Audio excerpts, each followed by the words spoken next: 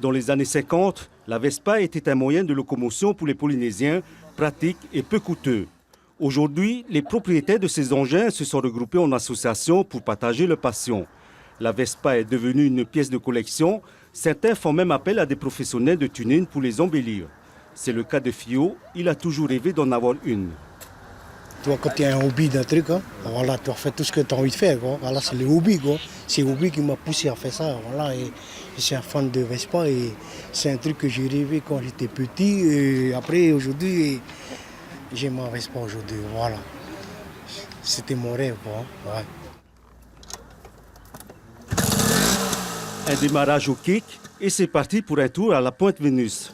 L'association Vespa Team Tahiti, créée en 2011 par Marcel Nagatata, rassemble des aficionados de Vespa.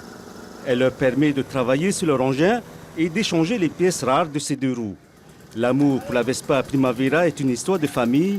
Il passe tout d'abord par le grand-père, le père et le fils. Ma grand-mère, mon grand-père et un tonton modérateur qui avait une Vespa. Du coup, moi, sur les Vespa, c'était un scooter pour les vieux, pour les âgés, quoi.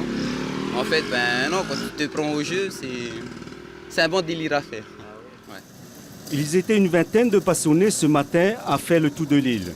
Prochain arrêt, Hitia'a, pour le Grand Tamarad, dans le but de récolter des fonds pour un déplacement en Italie, le pays de la Vespa, et de rencontrer sur place les clubs d'aficionados de ces deux roues.